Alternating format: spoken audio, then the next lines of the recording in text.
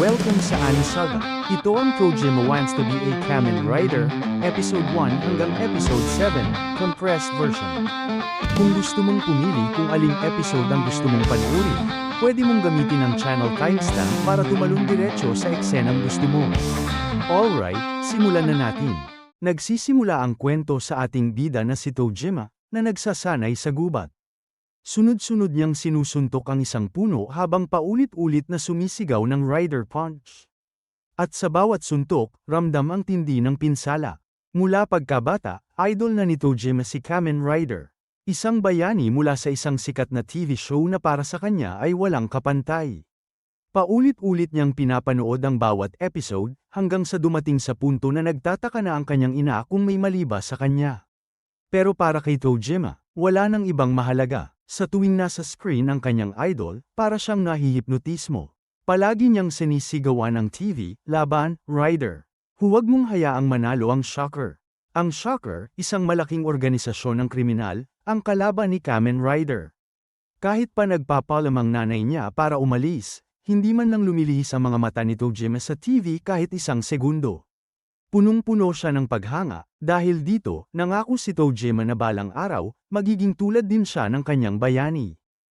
Lumipas ang mga taon, at makikita na si Kojima ay bigla siyang hinayla ng isang babae. Hindi niya alam kung ano ang nangyayari hanggang sa nag-ipon ng lakas ng loob ang dalaga at nag-confess, gusto raw siyang makipag-date. Nabigla si Kojima, pero agad siyang sumagot ng oo, gusto kong lumabas kasama ka. Pero biglang nagbago ang lahat, nag-sorry ang babae at ipinahayag na ito'y isang biro lamang. Isang prank. Gumuho ang mundo ni Kojima habang pinagtatawanan siya ng buong klase. Doon na pumasok ang bully na si Kagawa, na umaming plano pala niya ang lahat.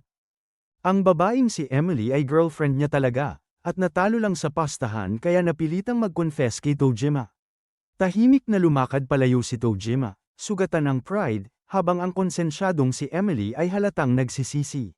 Sa kanyang pag-iisa, bumalik sa alaala si Kojima noong bata pa siya. Nakita niya ang ibang bata na naglalaro ng bato-bato pick, kung sino ang manalo, siya ang magiging Kamen Rider, at ang talo ay magiging miyembro ng Shocker. Ngunit para kay Kojima, hindi laruan ang pagiging bayani. Hindi ito nadadaan sa laro. Kaya sa halip na sumali, tumayo siya, nag-pose gaya ng idol niya, at buong seryosong sinabi na siya mismo ang magiging rider. Balik sa kasalukuyan, hinanap ni Emily si Kojima para humingi ng tawad. Kita sa mukha niyang nagsisisi, kaya tinanggap ni Kojima ang kanyang apology. Nag-usap sila, at inamin ni Emily na may kakaiba kay Kojima. Sa eskwela nila kung saan halos lahat ng lalaki pasaway, si Kojima ay ibang-iba. Hindi siya delinquent, pero hindi rin siya ordinaryo.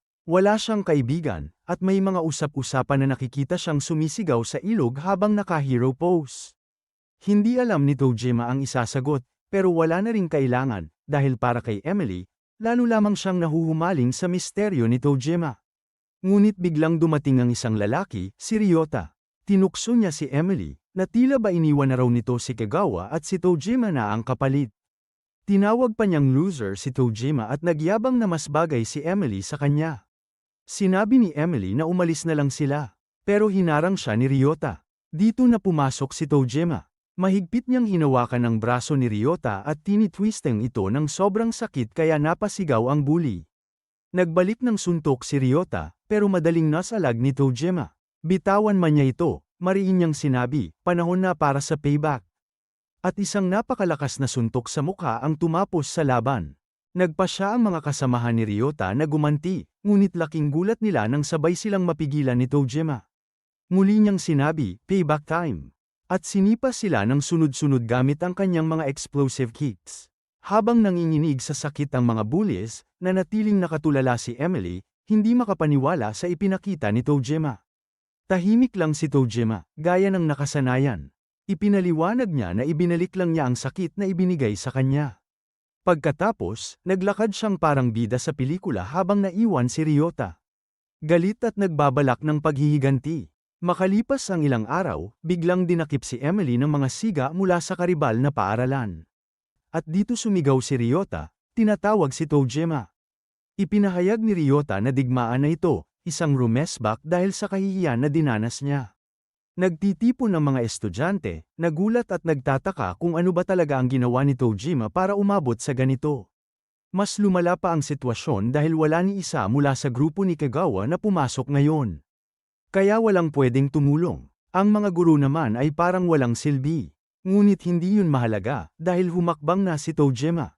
Galit na galit si Ryota at balak niyang bugbugin si Tojima hanggang hindi na ito makakalimot. Pero ibang usapan ang nasa isip ni Tojima. Para sa kanya, hindi totoong digmaan ang laban ng mga kabataang tulad nila. Wala pa silang trabaho, umaasa pa rin sa mga magulang para sa pagkain at tirahan. At ngayon, nag-aastang parang mga sundalo ng karibal na paaralan. Nakakahiya at sobrang kababawan. Ayon kay Tojima, kung gusto raw nilang makipaglaban, mas mabuti pang maging kasing seryoso niya at lumaban-laban sa tunay na kasamaan. Nabigla ang lahat sa kanyang mga salita, at si Emily, mas lalo pang nahulog ang loob sa kanya. Pero hindi na makikinig si Ryota. Sa hudyat niya, sabay-sabay na umatake ang kanyang tropa.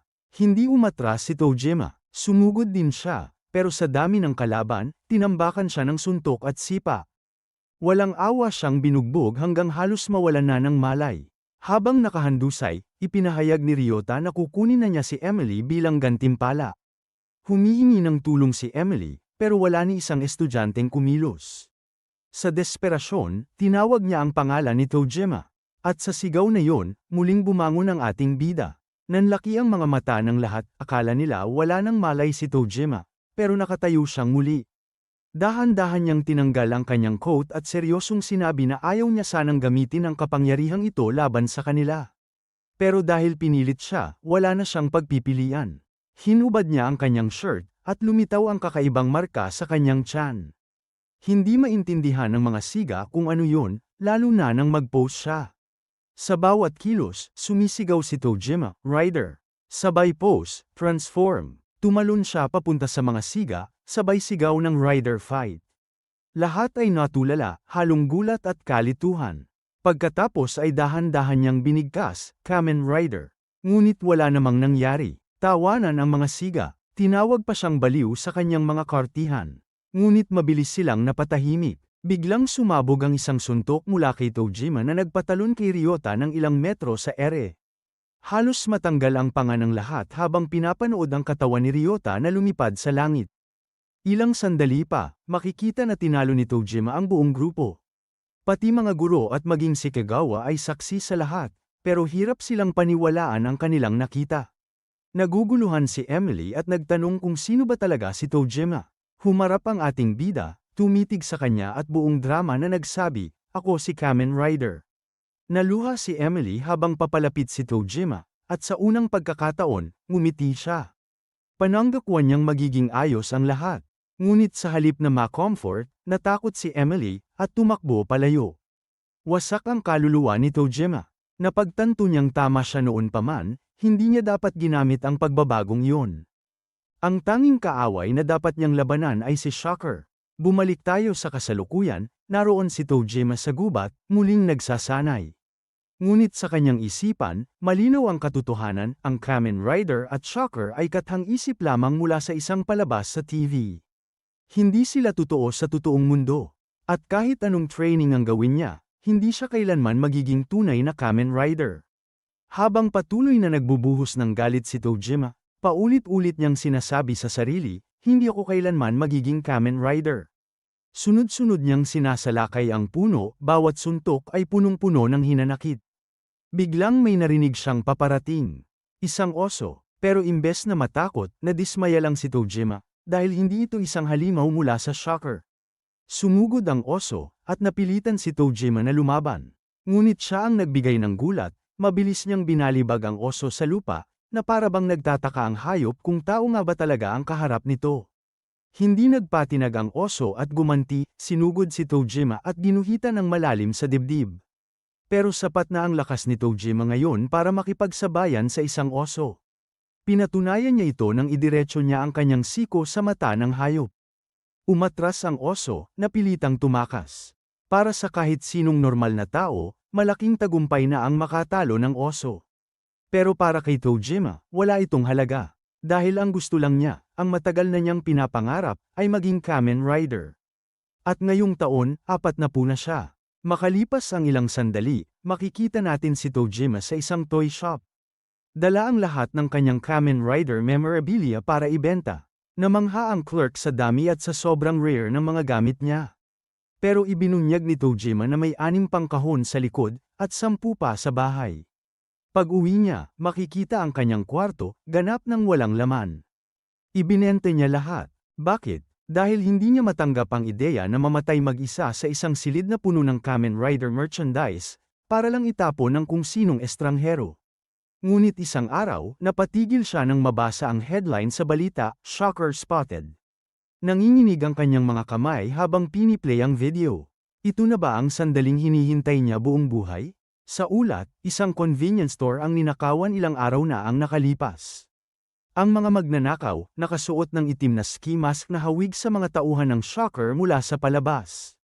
Ginaya pa nila ang mga kakaibang tunog ng mga kontrabida. Pero nabigo si Tojima, sapagkat hindi yun ang klase ng krimen na ginagawa ng tunay na shocker. Sa trabaho, narinig niyang may panibagong shocker attack na naman.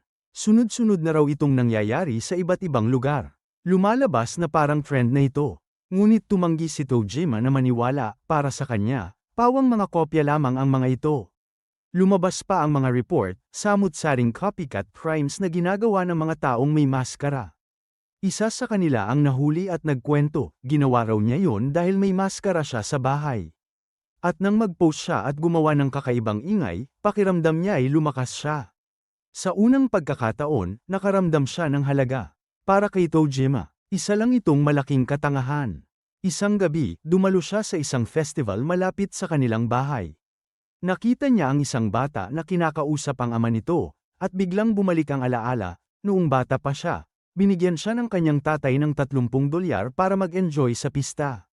Ngayon, hawak niya muli ang parehong pagkain na in-enjoy niya noon, at sumabog ang nostalgia sa kanyang puso. Samantala, sa ibang lugar, isang misteryosong lalaki ang namimigay ng mga maskara na pinag-uusapan sa balita. Ang pangalan niya ay Naka. Ipinaliwanag niyang ang misyon nila ngayong gabi ay isang shakedown. Wala namang problema ang mga siga sa pagsusuot ng maskara, pero isa sa kanila ang nagreklamo, nakakahiya raw ang mga pose at tunog na kasama nito. Ngumiti lang si Naka, hindi raw mahalaga yon. Simula pa noon, mas gusto niya ang shocker kaysa kay Kamen Rider. Kaya siya raw naging gangster. Ang mga sigay napailing, ano raw? Hindi sila makapaniwala sa kababawan ng dahilan. Ngunit nagpatuloy si Naka, sa shocker terms, siya raw ang magiging halimaw, at sila ang kanyang 3 combatants. At kung ganoon, wala silang magagawa kundi sumunod sa kanyang utos. Ilang segundo lang ang lumipas, at sinimulan na ng mga siga ang kanilang balak, niransak nila ang isang stall sa festival. At sa hindi inaasahang pagkakataon, nandoon mismo si Tojima. Nagulat siya nang makita ang eksena, isa itong shocker robbery. Nanigas siya sa kinatatayuan, hindi makapaniwala. Habang walang awang binubugbog ng mga siga ang may-ari ng tindahan, nagpasya si Tojima na kumilos. Lumapit siya sa katabing stall at tinanong kung magkano ang isa sa mga maskarang tinitinda roon. Sa kanyang isip, naglalaban ang 2 tinig, ito ang mundong iniwan na niya. Pero paano siya tatanggi kung mismong shocker ang gumagawa ng kasamaan sa harap niya? Muling bumalik sa kanya ang mga alaala, lahat ng beses na nag-post siya bilang Kamen Rider, mula pagkabata hanggang ngayon. Ngunit ngayong gabi, iba na ito. Dahil sa unang pagkakataon, gagawin niya ito laban sa mga shocker na nasa harap mismo niya. Isinuot ni Tojima ang maskara. Ramdam niya ang init ng dugo, bumibilis ang tibok ng puso. At buong tapang siyang humakbang. Malakas niyang idineklara, sobra na ang kalokohan ng shocker. Nagtinginan ang mga siga, nagtatawanan. Sino raw ba ang weirdo na ito? Ngunit walang atrasan si Tojima. Tumayo siya ng diretso, at buong drama niyang ipinakilala ang sarili, ako si Kamen Rider. Hindi na niya mapigilan ang kanyang luha. Akala niya ay tuluyan nang natapos ang yugto ng buhay na yun. Pero heto siya, muling nabubuhay bilang kanyang idol. Ang saya at sakit ay sabay na damaloy sa kanya. Mas lalo lang siyang pinagtawanan ng mga siga. Ngunit sa gitna ng karamihan, si Naka ay tahimik na nanunood. Sa halip na matawa, natuwa siya, interesado siyang makita ang laban ng isang Kamen Rider laban sa kanyang mga shocker. Hindi nagpadaig si Tojima sa pangungutya. Sinabi niyang seryoso siya. Tumayo siya sa matibay na stance, at sa buong lakas niyang tinig ay sumigaw, Rider Punch. Isang malakas na suntok, sunod-sunod, hanggang sa halos maduraj ang bawat siga. Isa na lang ang natira, ang pinakamatangkad sa kanila. Dito, tumalon si Tojima ng mataas, at sa ere, buong sigla niyang isinagawa ang kanyang signature move, Rider Kick. Tumama ang kanyang paa diretso sa katawan ng siga, at agad itong bumagsak, wala nang malay. Nagulat ang lahat ng tao. Walang makapaniwala sa kanilang nasaksihan. Ang mga mata ng buong festival ay nakatutok ngayon kay Tojima. Sa unang pagkakataon, dama niya ang ligaya ng pagiging bayani. Ngunit nang mapansin niyang lahat ng tao'y nakatingin sa kanya, agad siyang tumakbo, ayaw niyang malaman ng iba kung sino talaga siya. Samantala, sa ibang lugar, isang babae ang nagbabasa ng headline, Kamen Rider tinalo ang Shocker sa festival. Galit na galit siya. Bakit? Dahil gusto niyang siya ang unang gumawa nito. Nainsulto siya, isang Kamen Rider na maskara lang ang suot. Hindi pa kumpletong suit gaya niya. Sino ba sa tingin niya ang lalaking yun? Kinabukasan, makikita natin si Yuro habang nagtuturo siya sa klase. Binabasahan niya ng tula ang mga estudyante, at isa sa kanila ay labis na humanga sa husay niya sa pagtuturo. Tungkol ang tula sa isang lalaking umiibig sa asawa ng iba. Tinawag ni Yuro si Asano, na halatang wala sa wisyo, para ipaliwanag sa mas modernong paraan ang huling linya ng tula. Pero dahil hindi siya nakikinig buong oras, sobrang palpak ng sagot niya. Ang sabi niya, inamin daw ng pangunahing karakter ng tula ang pag-ibig niya sa kanyang guro, na hindi naman talaga yun ang ibig sabihin. Maayos siyang itinaman ni Yuro, at sobrang nahiya si Asano nang pagtawanan siya ng buong klase. Pag-uwi, hindi mapigilan ni Asano ang emosyon habang iniisip kung gaano niya kamahal si Yuro. Iniisip niyang sana ay magkasama sila ngayon. At pinapangarap niya kung ano kaya ang mga eleganteng bagay na ginagawa ni Yuro sa libreng oras nito.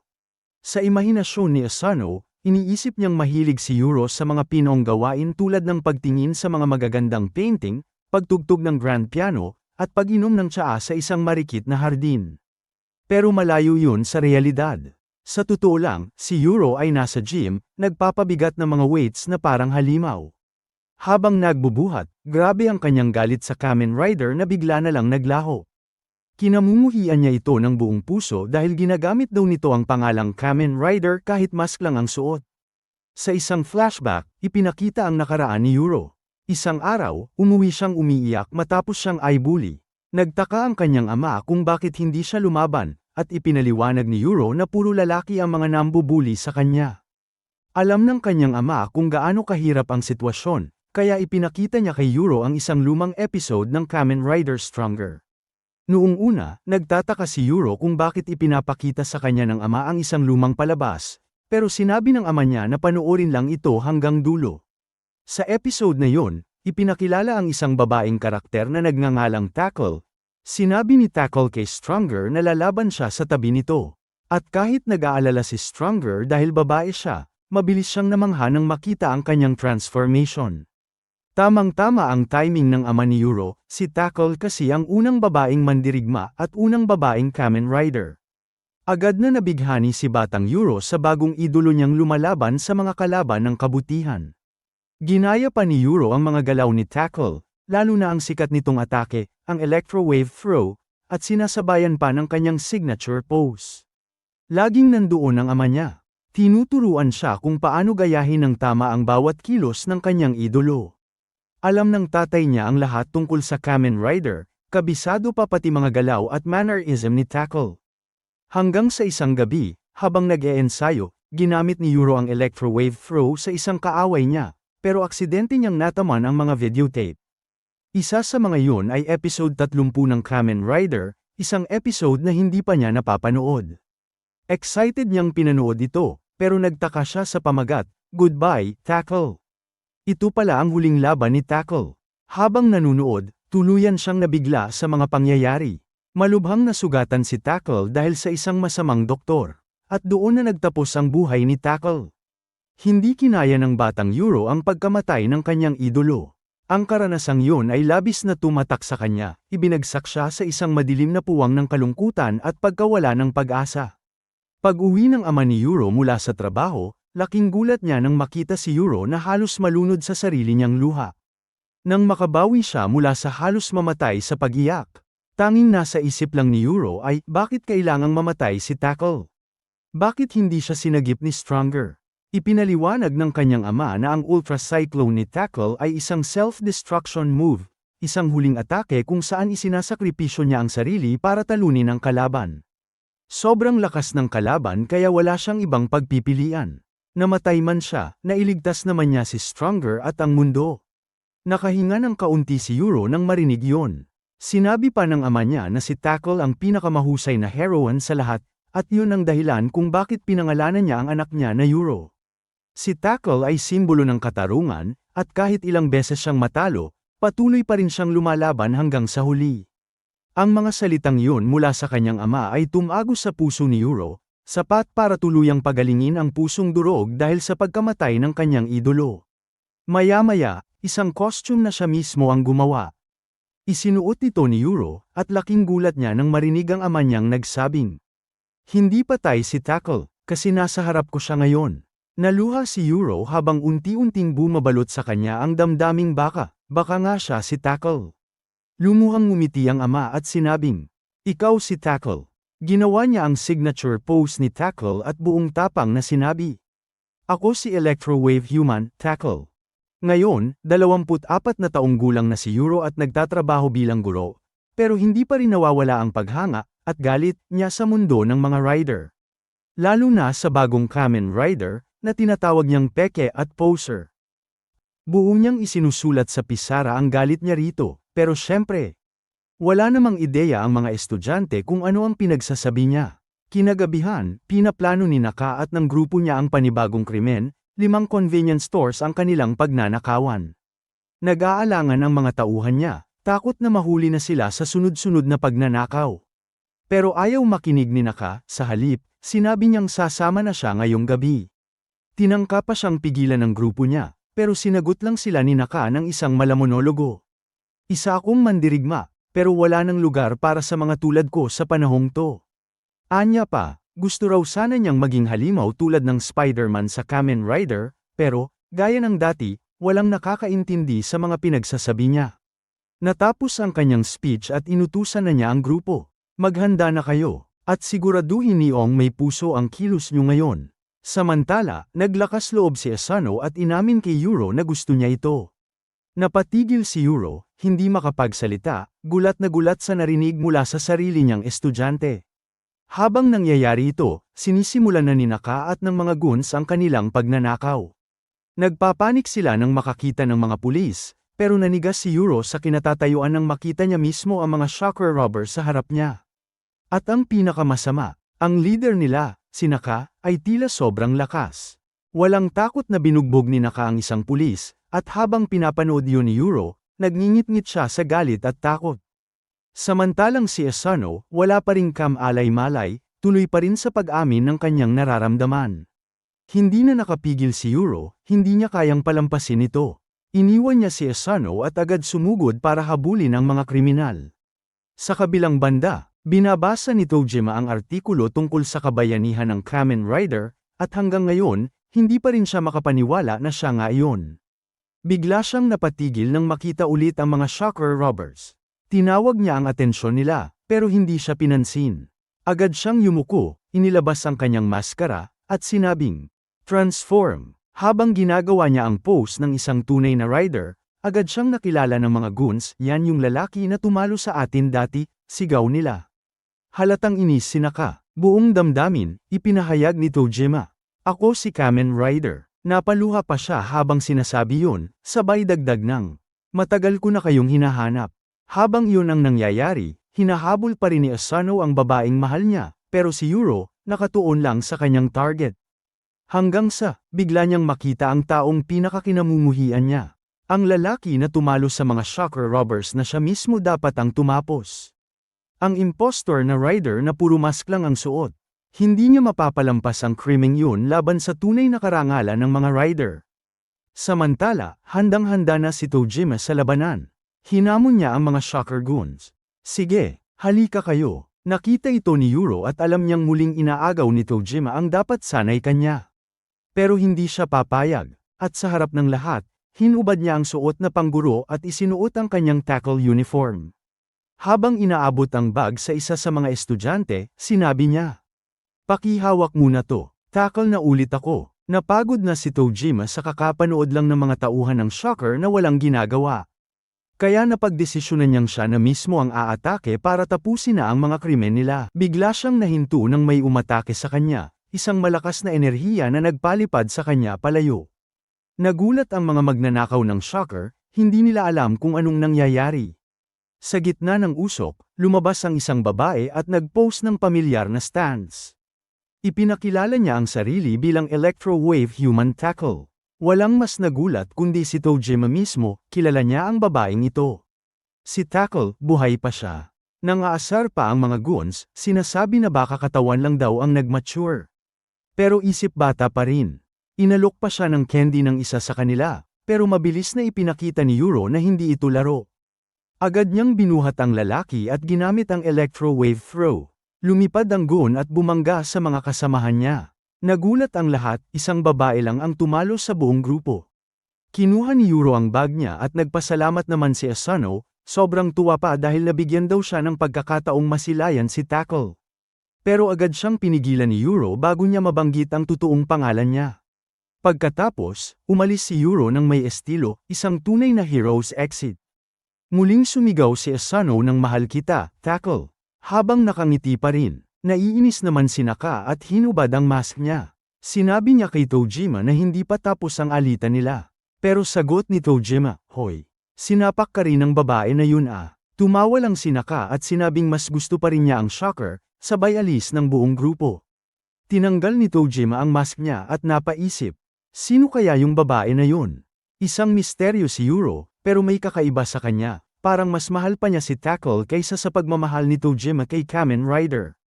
Kinabukasan, tuwang-tuwa si Yuro nang makita niyang trending na ulit si Tackle sa mga artikulo online. Samantala, nagtipon muli sina Naka at ang grupo matapos ang pagkatalo nila kagabi. Isa sa mga tauhan niya ang nagtanong kung ano yung hawak ni Naka. Proud niyang ipinakita ang isang monster mask na nabili niya sa sale.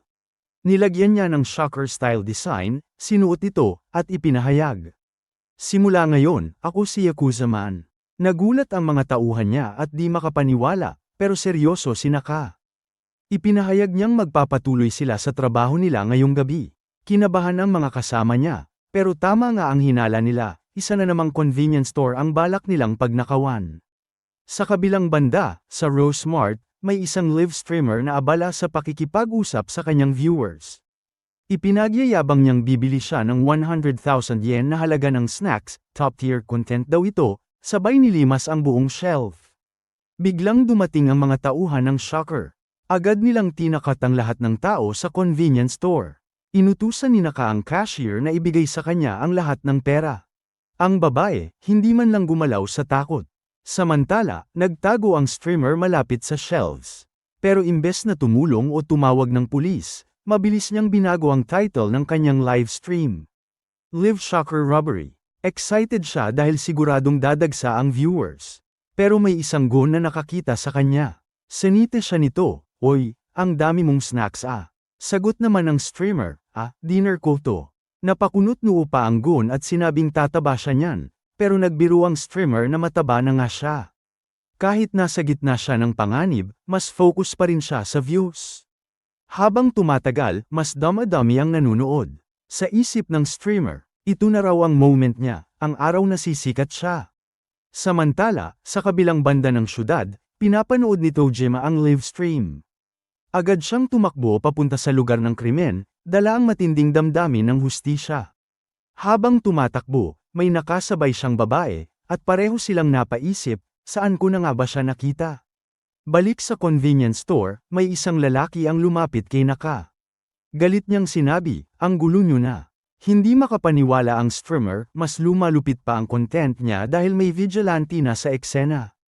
Tinanong ni Naka, "Sino ka ba?" Pero kalmado lang ang lalaki, "Isa lang akong taong nagsasabing tumigil na kayo." Nagkatinginan ang mga goons. Ano to, feeling hero? Pero mali sila. Biglang pumasok sa shocker pose ang lalaki, at sa isang iglap, nag-transform siya. Napatigil si Naka at ang buong grupo sa gulat. Ang lalaking ito, totoong shocker. Hindi tulad nila na peke lang. Wala ring masabi ang streamer ni Tojima at ang babae ay pareho ring nabigla sa nakikita nila. Galit na galit ang bagong dating. Sawa na ako sa mga balita tungkol sa mga peking shocker Rob Aries na yan. Sabi niya, mga impostor kayo. Pakinggan nyo kung ano ang tunog ng tunay na shocker. Parehong narating ni na Yuro at Tojima ang lugar na matagal na nilang hinahanap. Si Tojima, sobrang excited, agad na ibinaba ang bag niya, kinuha ang maskara, at parang batang cosplayer na puno ng energy, biglang nag-transform sa dakilang Kamen Rider, sabay posing na parang nasa opening scene ng anime. Si Yuro naman, walang ka-impress-impress sa pinaggagawa niya. Tinanggal niya ang salamin, nagpalit ng outfit, at diretsahang sinabi kay Tojima na mukha lang siyang matandang lalaki na naglalaro sa murang maskarang pambata. Nagbatuhan sila ng asaran kung sino ba talaga ang mas nakakahiya sa ginagawa nila, hanggang biglang may lumipad palabas ng gusali. Yung lumang shocker trio, sumabog palabas, dumiretso sa salamin, basag lahat. Si Naka-Aniki, napatigil sa gulat, ngayon lang siya nakaharap sa totoong shocker. Dahan-dahan siyang lumapit, sabay tanong kung totoo ba itong nasa harap niya. Ngumiti ang bagong shocker at proud na inamin, oo, isa siyang tunay na shocker. Hindi makapaniwala si Aniki. Lumuhad siya sa tuwa at nagsimulang magkwento kung gaano siya ka-obsessed sa shocker simula pagkabata. At ngayon, parang panaginip daw ang makakita ng totoong isa sa kanila. Pero bago pa siya matapos mag-fangirl, biglang sinigawan siya ng suntok mula sa ibaba, lumipad siya paitaas, sabay sumabit sa kisame.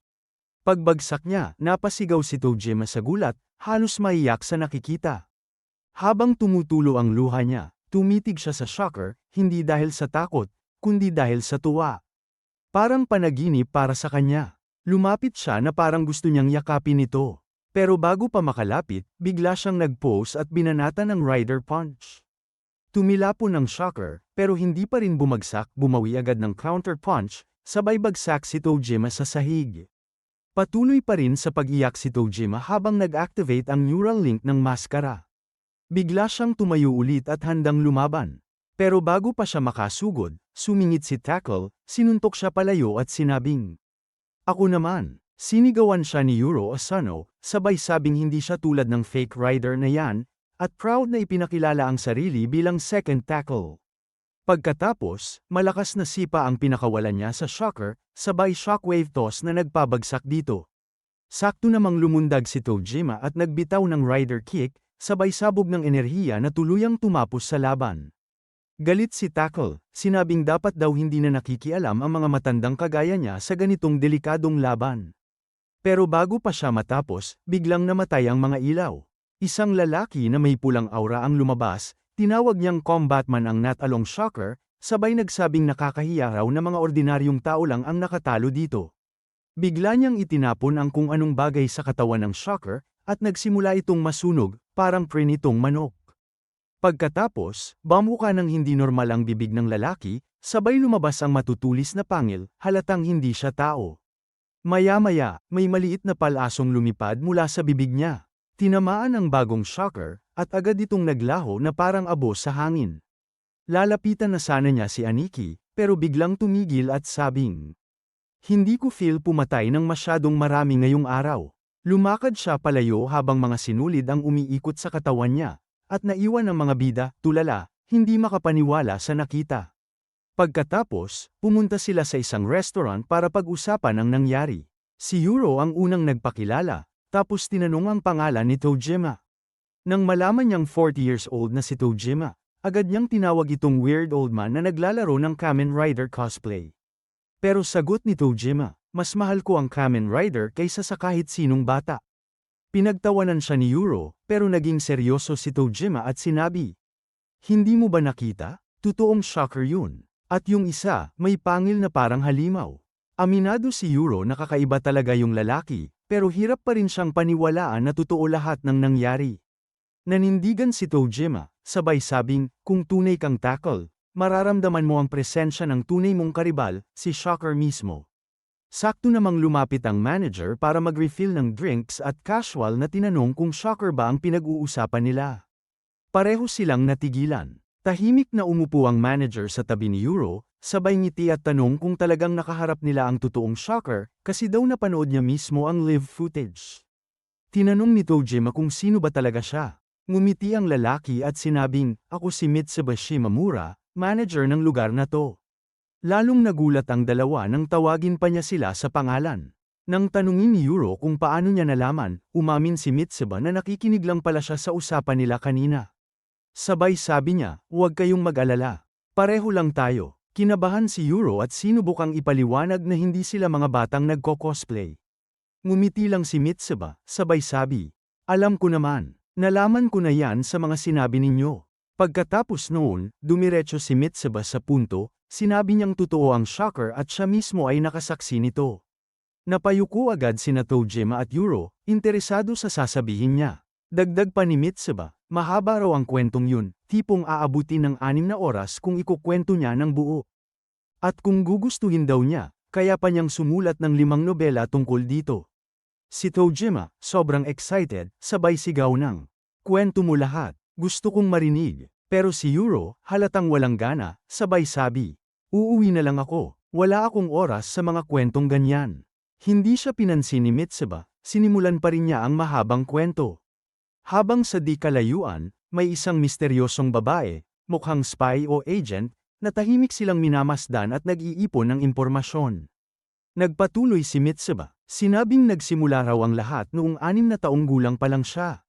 Lagi silang bumibisita ng kanyang kapatid sa isang bahay sa kapitbahayan na napapaligiran ng puno ng prutas at gulay, punong-puno ng hinog na kamatis at pakwan. Isang araw, habang dumadaan sila, inanyayahan sila ng mabait na matandang may-ari at inalok ng pulang-pulang kamatis. Sobrang sarap daw ng lasa kaya simula noon, palagi na silang bumibisita. Pero hindi lahat natuwa, may ilang kapitbahay na nagreklamo dahil daw sa dami ng insekto na inaakit ng hardin.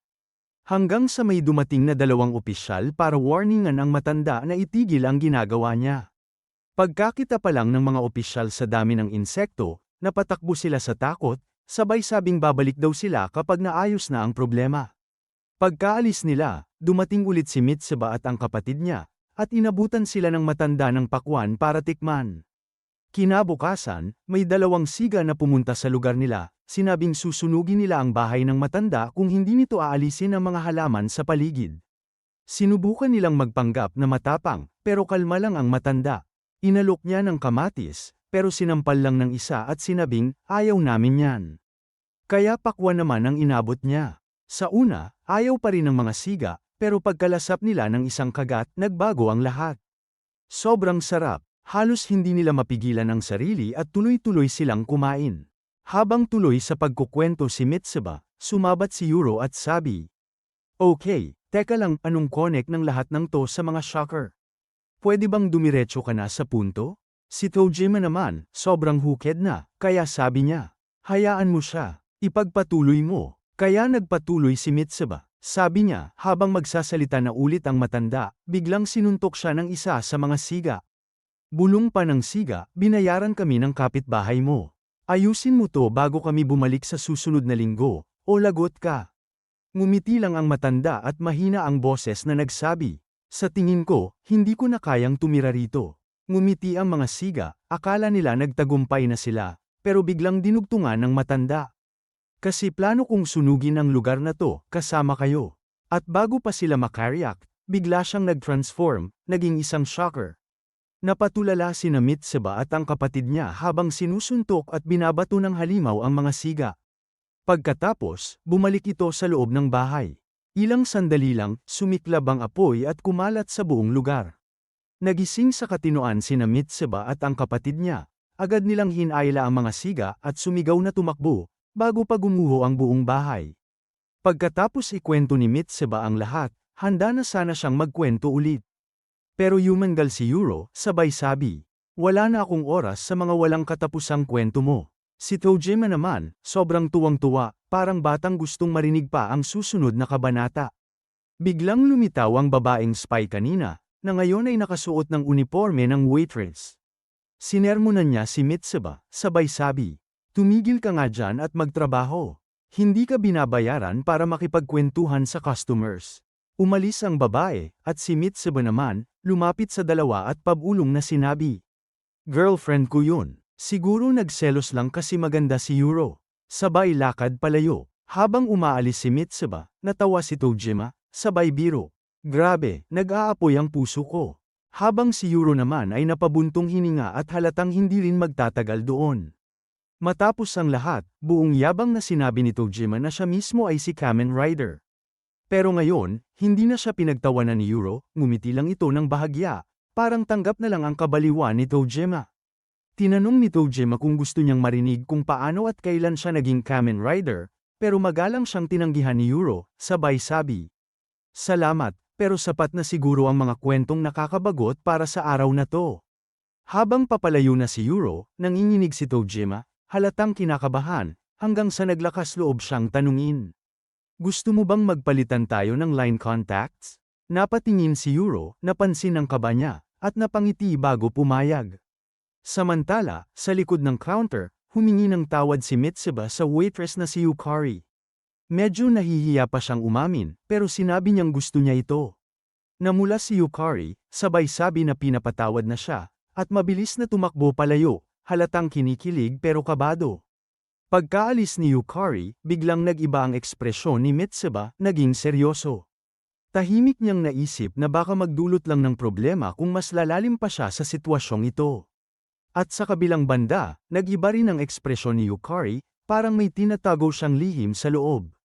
Kinabukasan, habang nagtuturo si Yuro sa klase, isang estudyante niyang si Asano, na halatang may gusto sa kanya, nagdalaw-dilaw sa mga imahinasyon niya tungkol kay Yuro. Habang tuloy sa pag-daydream, bigla niyang nasabi ang nararamdaman niya ng malakas sa gitna ng klase. Napahiya siya ng todo, habang nagtatawanan ang mga kaklase niya. Kinagabihan, habang dumadaan si Asano sa sports storage room, napansin niyang may kausap si Yuro, isang babaeng hindi niya kilala. Biglang nag-confess ang babae, sinabing gusto raw niya si Yuro. Pero ilang sandali lang, lumabas ang totoo, si Yukari pala ang babae. Naparito siya dahil naiinis siyang lapit ng lapit si Mitsuba kay Yuro. Galit na galit si Yukari habang nagsasalita. Yung boyfriend ko, baliw na baliw sa Kamen Rider. Buong buhay niya, sinusubukan niyang patunayan na totoo ang mga shocker. Humalakhak siya ng parang baliw, sabay dagdag. Alam mo ba kung bakit walang babaeng nakakadalawang beses makausap sa kanya? Napatingin si Yuro, hindi makasagot. Ngumisi si Yukari at biglang sabi. Dahil habang abala siya sa paghahanap ng mga shocker, hindi niya alam na ang girlfriend niya, isa pala. Pagkasabi niya noon, nagsimulang magbago ang katawan ni Yukari, ang balat niya nagdidilim, ang mga mata kumikislap, at unti-unti niyang ibinunyag ang tunay niyang anyo. Si Yuro, nanatiling nakapako sa kinatatayuan. Hindi makapaniwala sa nakikita, tumayo si Yokarizo sa harap ni Yuriko bilang isang shocker. Nagulat dito ang guro, pero ang pinakanataranta ay si Asano, na napasigaw sa gulat at takot sa nakita niya. Sa sandaling yun, napansin ni Yokarizo ang presensya niya at agad itong hinarap, sabay sabing may isa pa siyang dapat patumbahin. Hindi nag-aksaya ng oras si Yuriko, agad siyang nag-transform para simulan ng laban-laban sa shocker. Tinawanan lang siya ni Yokarizo, tinawag pa siyang nakakatawa, dahil para sa kanya, imposibleng matalo siya ni Yuriko kahit pasuot nito ang suit. Pero nagkamali siya, sa isang mabilis na sipa ni Yuriko, tumilapon si Yokarizo ng malayo. Pinatunayan ni Yuriko na hindi lang basta-basta ang kapangyarihan niya.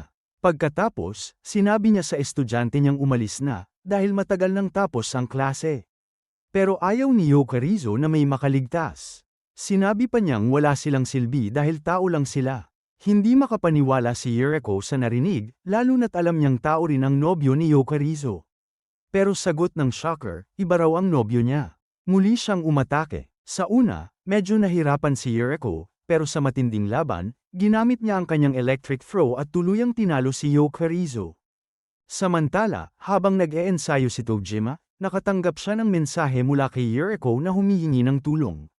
Makalipas ang ilang sandali, magkasama silang pumunta para bisitahin si Mitsuba. Nagulat ito sa pagdating nila, hindi niya inaasahang may dala pala silang nakagugulat na balita, ang minamahal niyang girlfriend ay isa palang shocker. Natulala si Mitsuba, hindi makapagsalita. Kalaunan, nagpunta silang tatlo sa isang park para pag-usapan pa ito. Hindi pa rin makapaniwala si Mitsuba na ang babaeng minahal niya ay kalaban pala nila mula pa noon, isang halimaw na mortal na kaaway ng kanilang pamilya. Hindi maintindihan ni Tojima kung ano talaga ang ibig niyang sabihin, kaya nagpa siya si Mitsuba na ikwento ang ikalawang bahagi ng kanyang karanasan, tinawag niya itong ang arko ng pagkikita sa halimaw. Medyo na-excite si Tojima, pero si Yuriko naman ay umaasang magiging maikli lang ang kwento. Nagsimula si Mitsuba na magbalik tanaw. Noon daw, magkasama silang nanirahan ng kapatid niyang si Ikkyo sa bahay ng kanilang lolo't lola matapos ang unang engkwentro nila sa isang shocker. Ngunit isang gabi habang kumakain sila, may dalawang magnanakaw na pumasok sa bahay at inatake sila. Agad na lumaban si Ikkyo gamit ang mga teknik sa martial arts na pinag-aralan niya noon. Pero malas, isa sa mga magnanakaw ay isang shocker. Sa isang malakas na suntok, napatay nito si Ikkyo sa harap ng pamilya niya. Naiwan ang lolo at si Mitsuba na walang kalaban-laban. Ngunit hindi pala basta-basta ang kanilang lola. Kinuha niya ang hawak na barbecue stick at ginamit ito bilang sandata para atakihin ang mga magnanakaw. Tinulungan niya ang pamilya niyang makatakas palabas ng bahay. Galit na galit ang shocker dahil natalo siya ng isang matandang babae, kaya nag-transform ito para lumaban pabalik. Nagtanong si Mitsuba sa lolo niya kung kailangan bang tulungan si lola, pero sabi nito, huwag daw mag-alala. Ilang sandali lang, narinig nila ang malalakas na sigaw. Nang tumakbo sila palabas, bumungad sa kanila ang isang kakilakilabot na eksena, isang nilalang na may malalaking kuko ang pumatay hindi lang sa shocker at sa kasamahan nito, kundi pati sa lola ni Mitsuba at Ikkyo. Dahil sa sobrang galit at gulat, tinangkang sugurin ng lolo ang halimaw, pero pinatay rin siya nito. Tinitigan ng halimaw ang magkapatid na nanginginig sa takot. Pero nang makita nitong mga bata pa lang sila, binuka nito ang malalapad na pakpak at lumipad palayo. Iniwan silang umiiyak habang nakatingin sa malamig na mga bangkay ng kanilang mga lolo't lola. Sa kasalukuyan, ikinwento ni Mitsuba na simula noong araw na yon, sigurado na sila sa nakita nila, ang halimaw na yon ay walang iba kundi isang kaijin. Sa gitna ng pag-uusap, biglang may lumitaw na kakaibang lalaki na agad na nagpatunay sa sinasabi ni Mitsuba.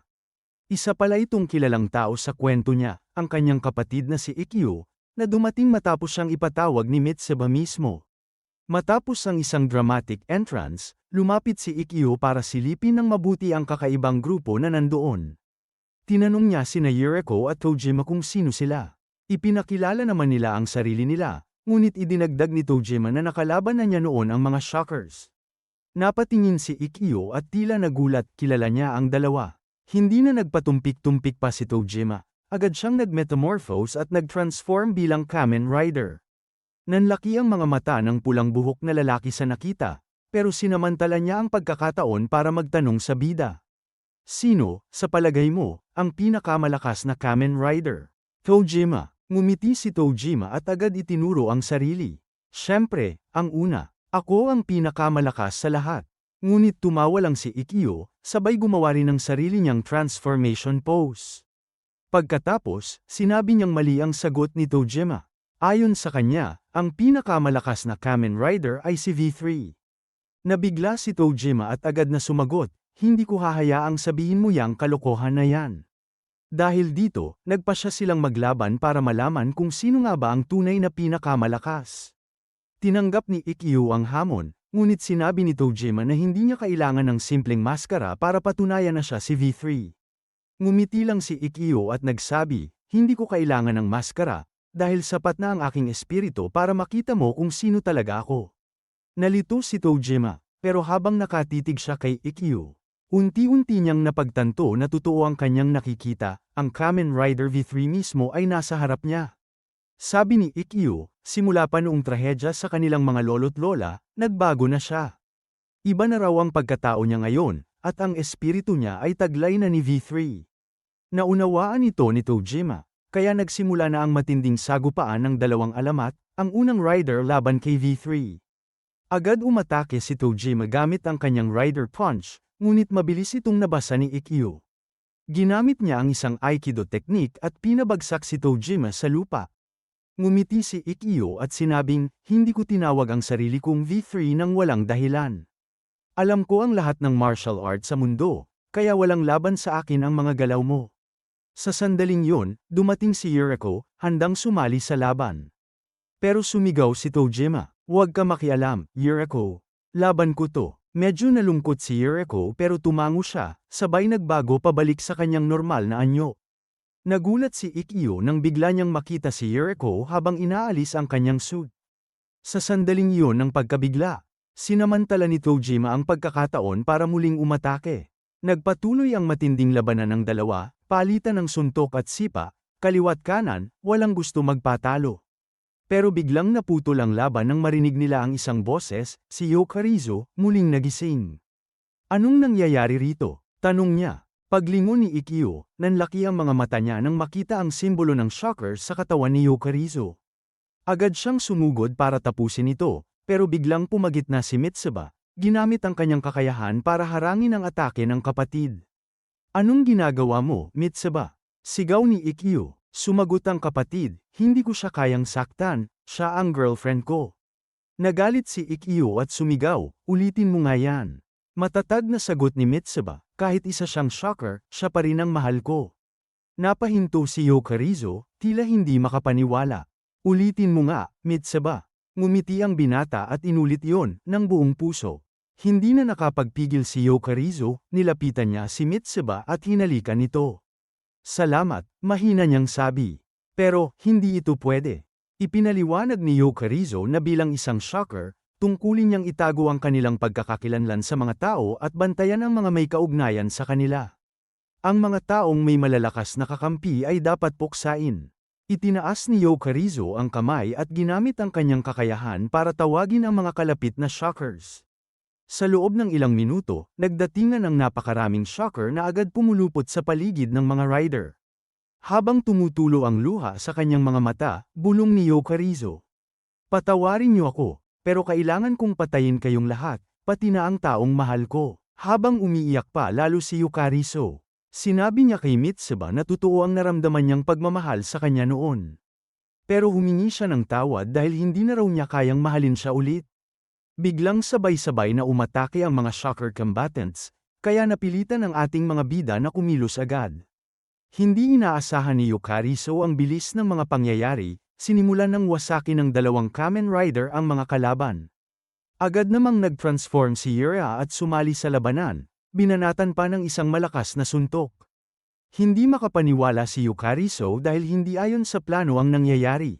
Unti-unti nang nauubos ang mga tauhan niya habang lumalamang ang mga bida. Halos mabaliw siya sa gulat nang matuklasan niyang ang mga kaibigan ni Mitsuba ay mga napakalakas na bayani pala. Sa loob lang ng ilang segundo, tapos na ang laban. Hindi makapaniwala si Yokarizo sa nakita niya, mga tao lang ang mga ito, pero nagawang pabagsakin ang buong grupo ng shocker. Sinabi ni Ichiya na si Yokarizo na lang ang natitirang kalaban, pero muling ipinagtanggol ni Mitsuba si Yokarizo. Lahat ay nagulat, bakit niya pa rin ito pinoprotektahan? Humingi si Mitsuba ng kaunting oras para makausap si Yokarizo, pero tumanggi si Ichiya. Gusto ni Ichiya ng kasagutan kaya diretsahan niyang tinanong si Mitsuba kung balak ba nitong pakasalan ang isang shocker combatant. Nabigla ang lahat sa tanong. Pero simple lang daw ito para kay Ichiya. Kapag magkasama ang lalaki at babae, ibig sabihin ay gusto nilang magpakasal. Para sa kanya, walang gitnang opsyon.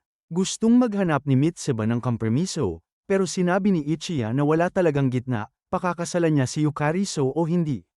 Wala nang iba, pilit nag-iisip ng paraan si Mitsuba para makalusot, pero sinuntok siya ni Ichiya at pinilit siyang pumili ngayon na. Bago pa man makasagot si Mitsuba, biglang dumating ang isang nilalang na kinilabutan silang lahat. Siya ang halimaw na nakita nila kanina. Gusto niyang malaman kung ilang shocker combatants na ang natalo ng grupo.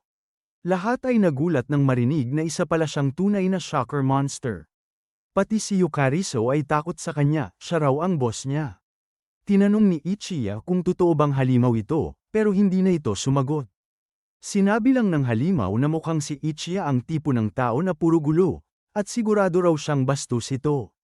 Alam ng lahat na kalaban nito, kaya ginulat ni Ichiya ang grupo nang bigla niyang suntukin ang halimaw sa mukha.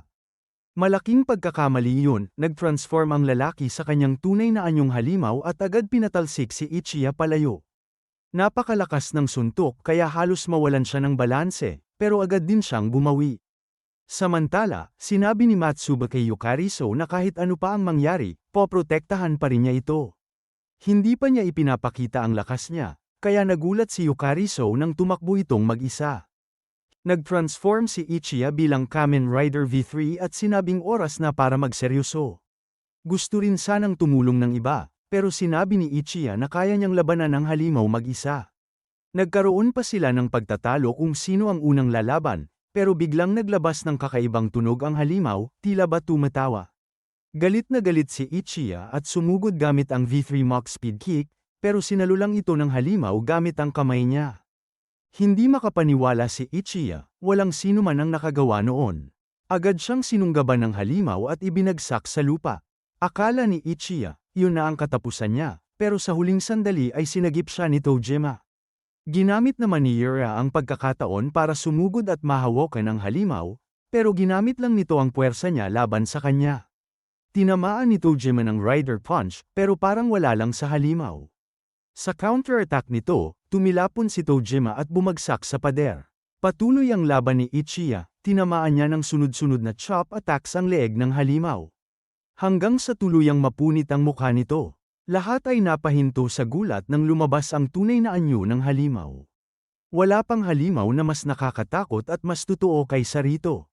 Ipinakilala ni Yukariso na ito raw si Spider-Man, hindi ang superhero na kilala natin, kundi isang tunay na shocker monster na may anyong gagamba. Sinabi ng halimaw na wala na siyang ibang pagpipilian, sabay tanong kung bakit bigla raw silang tumigil sa pakikipaglaban. Nanigas sa takot ang mga bida, kaya mahinahon pang nagtanong ang gagamba kung pwede raw siyang mauna. Nanginginig si Ichiya sa sobrang kaba, kaya hindi siya makasagot. Ngumisi ang gagamba at sinabi na siya na raw ang susunod na mawawalan ng ulo. Sa huling segundo, nakaiwas si Ichiya sa atake, muntik na siyang mamatay. Ang lakas ng hampas ng halimaw kaya nagkaroon ng malaking hukay sa lupa. Pero hindi pa siya tapos, muling umatake ang gagamba, at ngayon wala nang matatakbuhan si Ichiya. Sigurado na sanang mamamatay siya, pero biglang may metal na lubid na lumitaw at pumulupot sa halimaw. Hindi makawala ang gagamba, at laking gulat ng lahat nang makita nilang si Mitsuba pala ang gumawa noon. Ni hindi alam ni Yukariso na kaya pala ni Mitsuba ang ganun. Pati ang mga bida, hindi makapaniwala, yung mahiyain at wimpy na bata kanina, biglang naging isa ring bayani. Fan ng kumpiyansa si Mitsuba ngayon. Napagtanto ni Tojima na siya pala ang Riderman, ang ika-4 na Kamen Rider na unang lumabas sa Kamen Rider V3. Sabi ni Mitsuba, nag-transform daw siya malapit lang, pero tinutulan ni Yukariso, sinasabing nagpalit lang siya ng damit. Sabay pinatibay pa ang pagkakatali ng halimaw gamit ang kanyang rope weapon. Alam ni Ichiya na kahit ganun pa kalakas si Mitsuba, hindi pa rin nila kaya ang halimaw sa kasalukuyang kalagayan nila. Kaya sinabi niyang kailangan muna nilang umatras. Sumang-ayon si Yura, at habang pilit nakakalag ang gagamba, napasigaw sa takot si Yukariso. Huwag kang mag-alala, sabi ni Mitsuba. Ang wire na gamit ko, kaya nitong pigilan kahit 2 tangke na humihila sa magkasalungat na direksyon. Ibig sabihin, sapat na ang oras para makatakas sila. Sinabihan niya si Yukariso na oras na para tumakbo, pero tila may iniisip pa ito. Akala ni Mitsuba, nagugulat lang siya sa katapatan niya. Pero ang totoo, nagtataka si Yukariso kung bakit siya si Riderman. Napangiti si Mitsuba, inakala niyang tinatanong siya kung bakit niya pinili maging Riderman. At syempre, hindi niya palalampasin ang pagkakataon para magkwento ng backstory. Hindi makapaniwala si Yura na gagawin pa talaga niya ito sa gitna ng gulo, pero nagsimula na si Mitsuba. Tawagin nating Me and My Brother's Rider Story, The Conflict Arc. Sinimulan niya ang kwento sa pamamagitan ng pagbanggit kay Kamen Rider V3, na nawalan ng mga magulang at nakababatang kapatid dahil sa mga halimaw ng shocker. Malubha rin siyang nasugatan, kaya nangako siya ng paghihiganti. Nagpasya siyang ialay ang sarili para sa layuning yun, hiniling niyang gawing cyborg siya nina Kamen Rider 1 at Kamen Rider 2 upang siya mismo ang lumaban sa mga halimaw. Nakarelate dito sina Ichiya at Mitsuba dahil pareho rin silang nawalan ng pamilya sa kamay ng mga halimaw. Bata pa lang sila, ginagaya na nila ang mga eksena sa Kamen Rider V3. Pero palaging si Ichiya ang nagiging V3. Naiinggit si Mitsuba, at lagi niyang sinasabi, "Kuya, ako naman sana ang maging V3 minsan." Ngunit tumatanggi si Ichiya, isa lang ang V3. Sabi niya, Isang araw, binigyan niya ng pagkakataon ng kapatid niya, magiging V3 daw si Mitsuba kung matatalo niya siya sa laban. Hindi makapaniwala si Mitsuba, kaya agad siyang sumugod, pero naiwan ang depensa niya. Tinamaan siya agad ni Ichiya at bagsak siya sa isang suntok. Sinabihan siya ni Ichiya na malayo ka pa sa totoong V3. Simula noon, lagi silang nag-aaway kung sino ang magiging V3. Lumakas si Mitsuba sa paglipas ng panahon, natutunan niya ang iba't ibang martial arts at nakipagsabayan na rin kay Ichiya. Pero kahit ganun, palaging tabla ang laban nila. Sa dulo ng laban na yun, nagmakaawa si Mitsuba, "Kuya, kahit minsan lang ako naman ang maging V3." Pero matigas si Ichiya. Sinabi niya, ang tunay na V3 ay yung mas tapat sa pagiging rider, at ako yun. Sinabi pa niya, pwede ka namang maging rider man, sabay chop sa braso ni Mitsuba at sinabing yun daw ang kabaitan niya. Habang nagpapagaling, sinabi ni Mitsuba na hindi niya nakikita ang kabaitan sa ginawa ng kuya niya. Anong kabaitan yun kung binasag mo lang ang braso ko? Sabi niya, binigyan siya ni Ichiya ng rider mask bilang paliwanag. Ang ibig sabihin pala, kahit hindi siya pwedeng maging V3. Pwede pa rin siyang maging katuwang bilang rider man. Medyo disappointing, pero ipinaliwanag ni Ichiya na mas matanda siya ng 5 taon, kaya natural lang daw na siya ang V3, at si Mitsuba, bilang sumunod na rider, ay si Riderman. Kwento pa ni Mitsuba, si Riderman daw ay isang matalinong siyentipiko. Pero may kalaban siyang halimaw, si General Yui, na nainggit sa katalinuhan niya. Nilaso nito ang braso ni Riderman gamit ang acid. Kaya napilitan ang mga kasamahan niyang siyentipiko na oprahan siya at gawing cyborg. Doon siya naging Riderman. Doon naintindihan ni Mitsuba kung bakit sinira ni Ichiya ang braso niya, pero sabi niya, hindi pa rin yun kabaitan.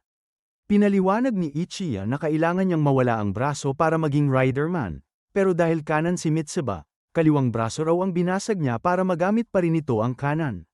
Napangiti si Mitsuba, nanginginig pa sa galit at tuwa. Salamat, kuya, at hindi mo sinira ang good arm ko. Sabi niya, sabay bigay ng kabaitan pabalik, isang suntok sa mukha ni Ichiya. Nagtapos ang kwento at natahimik ang lahat. Tinanong ni Yukariso kung okay lang ba kay Mitsuba na hindi siya ang V3. Ngumiti siya. Noong una, hindi. Pero kalaunan, na-realize ko, si Riderman, hindi tulad ng ibang cyborg riders. Isa siyang normal na tao na may mechanical arm. Nakipaglaban siya gamit ang talino niya at ang lakas ng braso niya. Kaya para sa akin, si Riderman pa rin ang pinakaastig sa lahat. Napangiti si Tojima, napaisip. Ibig sabihin, ikaw mismo ang gumawa ng braso mo? Gustong-gusto sana ni Mitsuba ipaliwanag kung paano niya ginawa ang kanyang mekanikal na braso, pero walang oras para doon, pinaalalahanan sila ng iba na kailangan na nilang tumakas ngayon din. Habang tumatakbo sila, napansin ng Spider Monster ang grupo. Nakangisi itong nagsabi, kakaiba kayong lahat, sino ba talaga kayo? Hindi ito nag-alala kahit tumakas sila. Dahil ginamit niya ang kakaibang kapangyarihan, telepathy, para utusan si Yukariso na patayin si Mitsuba. Napasigaw si Yukariso sa sakit habang sinusubukan niyang labanan ang utos, pero hindi niya ito mapigilan. Sa isang iglap, sinuntok niya si Mitsuba sa mukha. Sunod-sunod pa ang mga suntok, parang wala na siya sa sarili, kaya agad na tumakbo ang mga iba para tulungan si Mitsuba. Pero pinigilan sila ni Mitsuba. Saglit lang, kaya ko to. Ito ay sa pagitan naming dalawa ni Yukariso. Sumisigaw na parang isang mabangis na hayop si Yukariso, habang pilit siyang pinapakalma ni Mitsuba. Yukariso, magising ka, hindi yan ikaw. Pero wala, tuluyang nawala sa sarili ang babae at muling sumugod para umatake.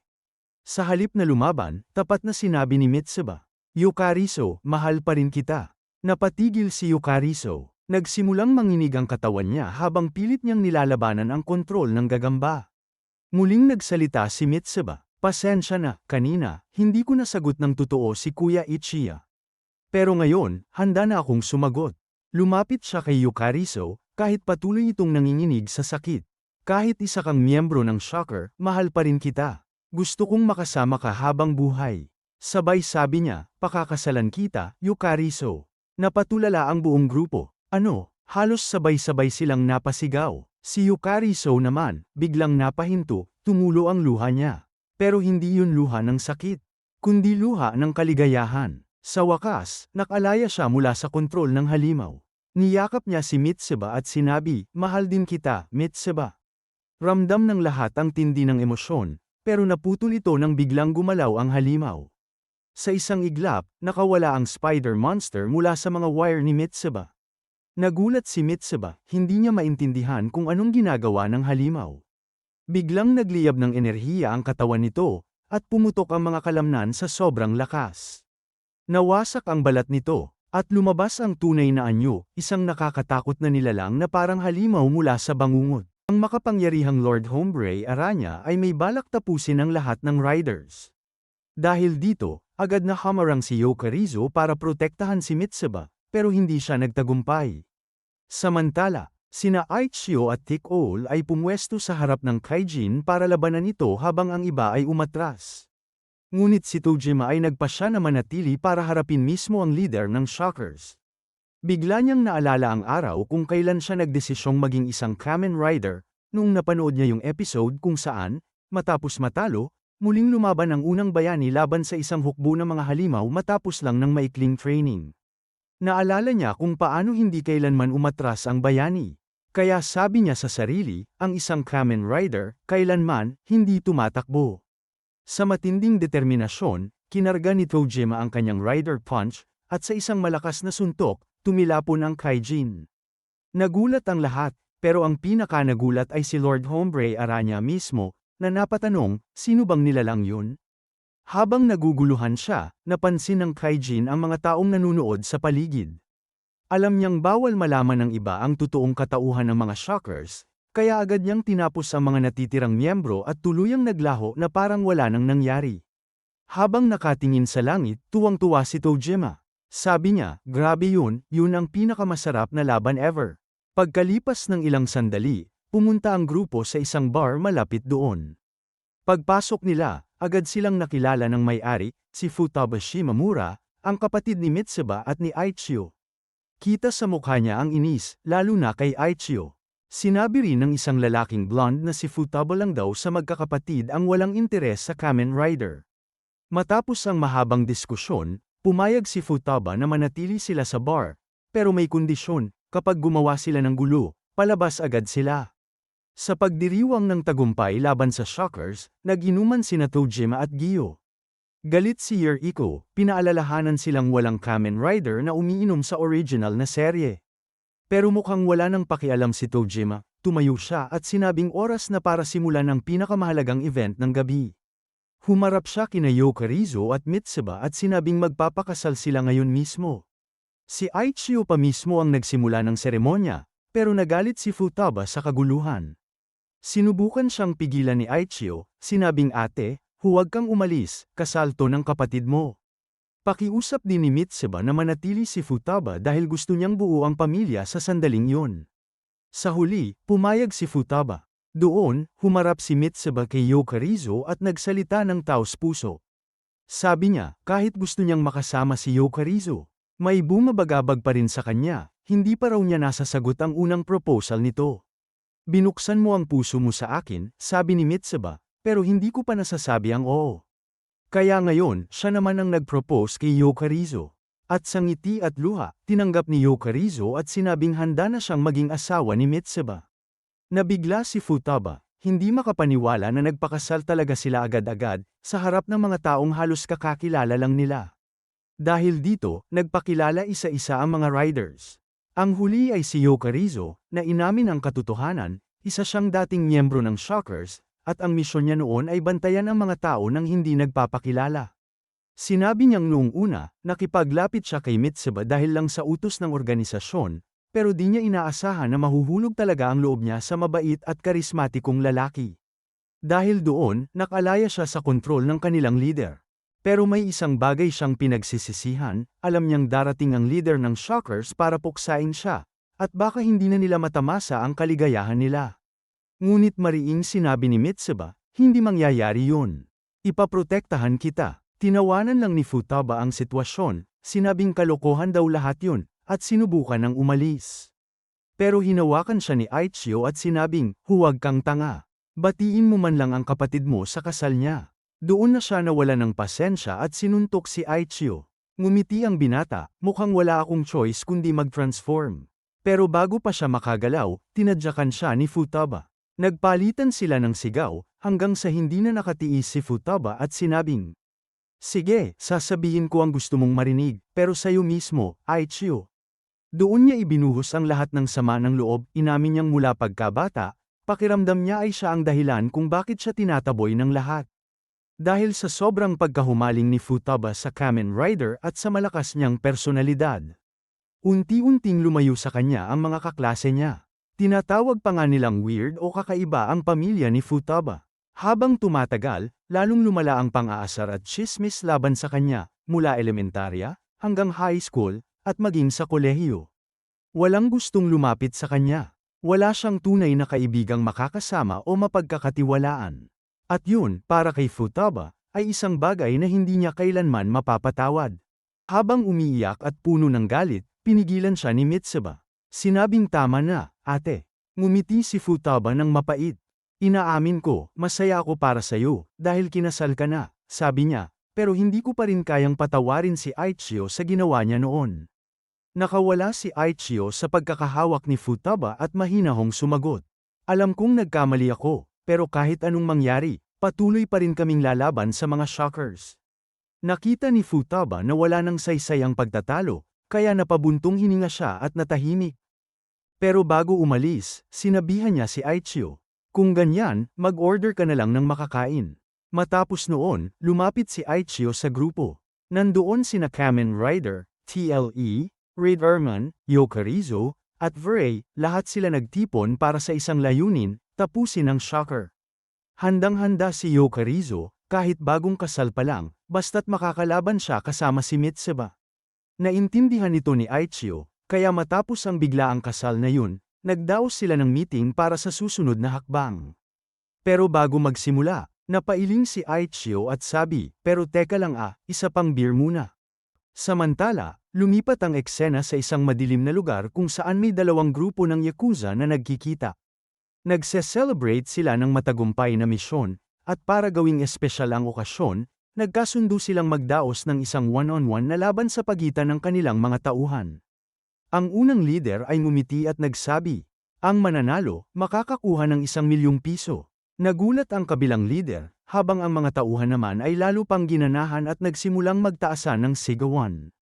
Ngumiti ang unang leader at inamin na mas bata at mas agresibo ang mga tauhan ng kalaban, pero hindi rin daw siya mapapatalo.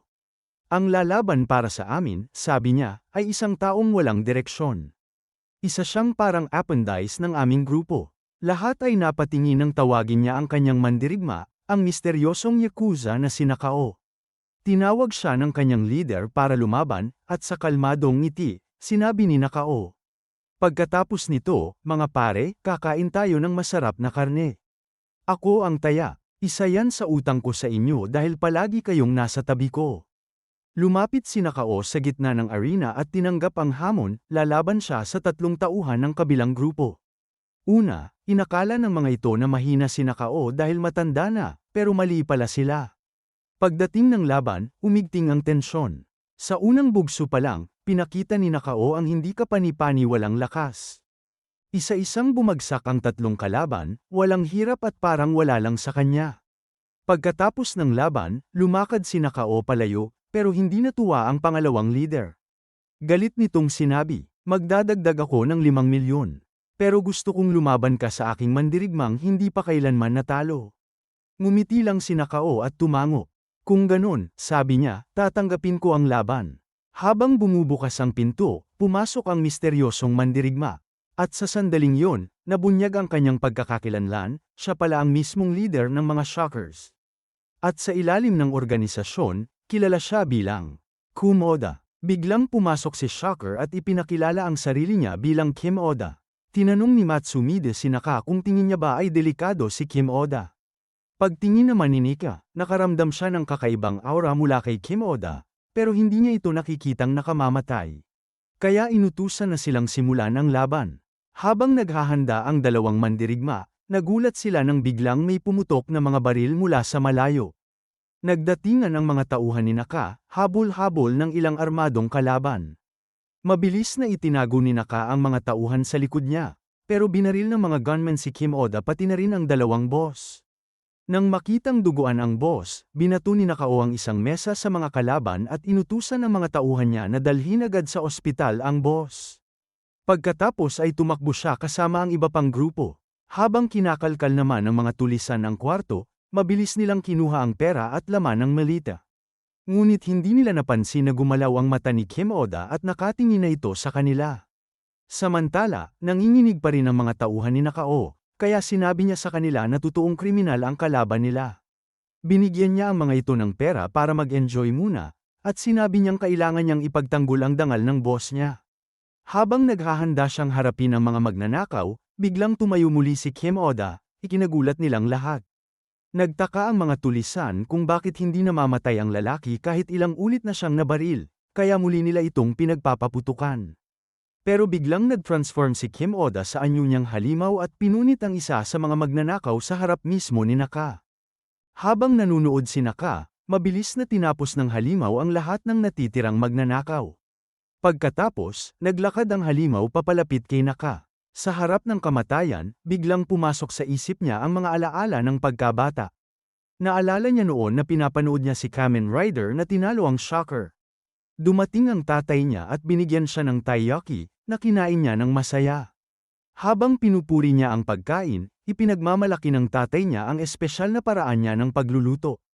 Ikinwento ng tatay niya na gumastos siya ng higit 1,000,000 yen para sa espesyal na hulma ng taiyaki. Dahil dito, mas napapaganda niya ang lutong batter bago lagyan ng bean paste. Habang kumakain si Naka, napaisip ang tatay niya na kaya niyang magtagumpay kung gagawin niyang negosyo ang taiyaki.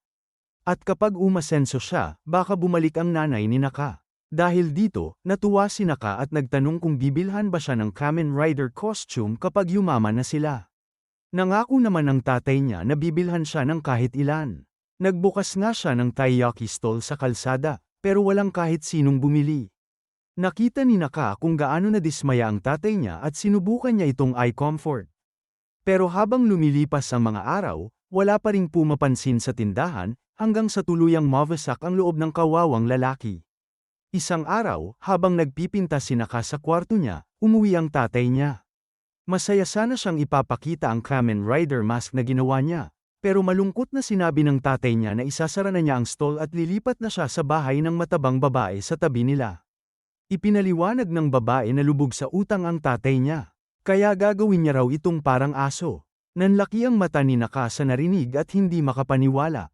Sinabi ng babae na ayaw ng tatay niyang mawala na lang bigla nang hindi nagpapalam, kaya sinasabi niya ang totoo. Nabitawan ni Naka ang mask na ginawa niya. Umalis ang babae para bigyan sila ng huling sandali. Nakiusap ang tatay niya na huwag nang magtanong. Sinabi niyang kung magiging alagang hayop siya ng babae, mabubura na ang mga utang niya. At sinabi niyang doon na dapat tumira si Naka sa bahay ng lolo niya. Habang palayo ang tatay niya, sinubukan siyang pigilan ni Naka. Pero itinabig lang siya nito at iniwan siyang umiiyak. Kinabukasan, naglakad si Naka papunta sa bahay ng lolo niya. Sa daan, nadaanan niya ang mga batang naglalaro ng Kamen Rider. Nilapitan niya sila at tinanong kung bakit gustong-gusto nilang maging Kamen Rider. Sabi nila, Kamen Rider ang hero of justice. Habang excited silang nagkukwento, sinabi ni Naka na hindi naman si Rider ang pinakaastig. Nag-volunteer siyang maging Shocker, at sila raw ang maging Rider. Nagulat ang mga bata, kasi isa lang namang Kamen Rider ay kaya nang talunin ang buong Shocker. Sinabi nila kay Naka na kahit gaano kadami ang kalaban, lumalaban pa rin si Kamen Rider para protektahan ang mga inosente. Naluha si Naka sa narinig. Nagtawanan ang mga bata dahil umiiyak siya. Nanginig siya habang naaalala ang tatay niya, na sinubukang protektahan siya laban sa kabagsikan ng mundo. Pero hindi naging sapat ang lakas nito, at walang Kamen Rider na dumating para iligtas sila. Galit sa realidad, sumigaw si Naka na walang totoong bayani sa tunay na buhay. At sinabi niyang magiging Shocker siya. At patutunayan niyang hindi niya kailangan ng kahit sino. Ginawa niya ang Shocker salute at sumigaw ng slogan nila. Pagbalik sa kasalukuyan, naituro na siya ng matalas na kuko ni Kim Oda. Tinanong niya ang halimaw kung totoong Shocker ba ito. Habang nananatiling tahimik si Kim Oda, nakiusap si Naka na gawin siyang Shocker. Sa huling lakas niya, nagbigay siya ng Shocker salute, at namatay. Sa ibang lugar, kumakain ng masarap na steak at rice buffet ang mga tauhan ni Naka. Habang lumalamon, natanong ng isa kung ayos lang kaya si Naka. Nakararamdam na rin ng konsensya ang dalawa, nakalimutan na nila ang boss nila.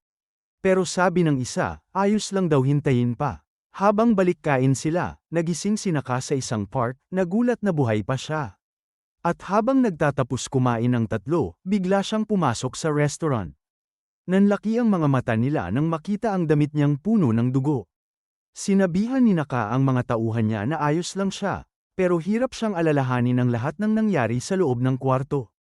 Biglang pumasok ang waitress at sinabi na magsasara na sila, kaya tinanong niya kung handa na ba silang magbayad. Tumango si Naka, pero muntik na siyang atakihin sa puso nang makita niyang umabot ng 300,000 ang kinain ng mga tanga niyang tauhan. Dahil sa hiya, ibinalik ng tatlo ang pera niya para makabayad sila. Pagkatapos, pinagagalitan sila ni Naka at naupo. Sinabi niyang hindi na dapat sila sumunod sa kanya, pero ayaw naman siyang iwan ng mga ito. Habang naiisip niya ang nangyari kanina, tinaas ni Naka ang kamay niya sa shocker salute. Bigla siyang nag-transform at naging tunay na shocker. Nanlaki ang mata nilang lahat. Paglabas nila ng restaurant, tinanong siya ng mga goons kung paano siya nag-transform. Pero napansin nilang sobrang halata ang shocker suit niya sa publiko, kaya nagbago siya pabalik sa normal form.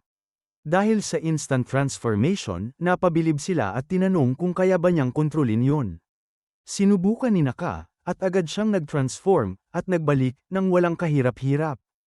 Ipinagmamalaki niya ang shocker technology at ikinwento na namatay talaga siya kay Kim Oda, at kahit papaano ay ginawa siyang shocker ng halimaw. Hiniling ng mga tauhan niya na mag-transform ulit dahil ngayon lang daw nila nakitang ganito kasaya ang boss nila. Naiilang si Naka pero pinagbigyan sila. Sumabay pa ang mga tauhan at nagbigay ng shocker salute kasama niya. Isa sa kanila ang nagtanong kung kaya ba siyang buhatin ni Naka. Agad siyang binuhat ni Naka sa Princess Carrie, tuwang-tuwa sa lakas niya. Sumampa pa ang dalawa sa ibabaw nila, pero kinaya ni Naka ang bigat salamat sa shocker strength. Pagkatapos ay umupo siya sa bench. Tinanong siya ng mga tauhan kung pagod na ba siya. Inalok siya ng matabanggo ng taiyaki na binili nito, habang ang isa naman ay nagtanong kung ano ang mangyayari sa gang nila ngayon na patay na si Matsumida. Sagot ni Naka, malamang mabubuwag na ang grupo. Nagulat ang mga tauhan at nangakong hindi nila siya iiwan. Nanahimik lang si Naka habang kumakain sila ng natirang pagkain. Pero sinabihan niya ang mga ito na magretiro na lang dahil tapos na ang lahat. Ayaw naman nila. Habang umiiyak ang mga goons, sinabi ni Naka na normal lang na matapos ang mga bagay sa buhay. Naalala niya kung paano biglang namatay ang mafia boss nila at kung paano sinira ng tatay niya ang buhay nito dahil sa kahirapan. Iniisip niya na mas mabuti para sa mga binata na maghanap ng mas ligtas na trabaho para sa kinabukasan nila. Pero sinubo nila siya bigla ng mainit-init na taiyaki. Napatigil si Naka. Tinatanong niya kung saan nila binili ito, kaya itinuro nila ang stall sa may kanto. Kaagad tumayo si Naka papunta roon. Samantala, nilalay ng ilang goons ang tindero ng stall. Sinasabing wala siyang karapatang magtayo doon. Nang makalapit si Naka, nakilala siya ng leader ng thugs. Dahil hindi kilala ni Naka ang lalaki, dinman niya ito at lumapit pa sa stall. Pagtingin niya ng malapitan, napagtanto niyang ang matandang tindero ay ang tatay niya mismo. Napaiyak si Naka. Iniisip niya kung gaano katindi ang pinagdaanan ng tatay niya para mabuhay. Kahit wasak ang nakaraan nila, nagpatuloy pa rin itong lumaban para mabuhay. Habang tulala si Naka, sinira ng thug ang stall ng tatay niya. Napaigtad si Naka at sinubukang pigilan ng lalaki. Pero sabi ng thug, wala raw permiso ang tatay. Paulit-ulit sinabi ng matanda na may permiso siya mula sa Matsumida gang, pero sinabi ng thugs na talo na ang gang. Doon napagtanto ni Naka na sila ang grupo na umatake sa boss niya. Galit na sinabi niya na buhay pa ang Matsumida gang dahil buhay pa siya. Sumugod ang thug dala ang baseball bat, pero pinigilan ni Naka ang palo at sinipa siya sa sikmura. Kinuha niya ang bat at tinamaan ang likod ng lalaki, parang home run. Pero nakita niyang bagbog na ang mga tauhan niya. Nasalayan ito ng malaking kasama, kaya nilapitan niya si Naka. Tinamba ni Naka ang thug leader gamit ang bat, pero sinaktan siya ng todo ng malaking lalaki. Sa kabila nito, nakatayo pa rin si Naka, ikinagulat ng lahat. Tinanong niya ang lalaki kung may martial arts ba ito. Nagyabang ang lalaki na wrestler daw siya noon. Sagot ni Naka, mahilig din siya sa wrestling, pero kahit anong gawin niya, binabagsak pa rin siya ng wrestler. Kaya tinaas niya ang kamay niya para sa shocker silot. Habang papalapit ang wrestler para tapusin siya, sinalo ni Naka ang kamao nito, at pagkatapos ay itinapon siya gamit ang tiger throw. Pagbagsak ng wrestler, sinabi ni Naka sa tatay niya na tawagan ang pulis. Sinabi rin niyang pwede niya ituloy ang stall, at nagsorry ang matanda dahil hindi niya nakilala si Naka dahil ang laki na ng pinagbago niya. Tinanong siya nito kung sino ba siya talaga. Pero sinabi ni Naka na isang dumadaang shocker lang siya. Kinabukasan, habang nag-scroll si Tajima, nabalitaan niya na may lumabas na righteous shocker na nagligtas ng isang matanda. Pinakita niya ito sa mga kaibigan niyang hero, at sabay-sabay silang napailing sa kabal-iwang balita. Kung nag-enjoy ka sa video na to, huwag mong kalimutang i-like, i-share, at i-subscribe. Marami pa akong nakaabang na compressed episodes, kaya binge-watch ka na rin sa iba pang video sa channel. Salamat sa panunood, kita-kits sa susunod.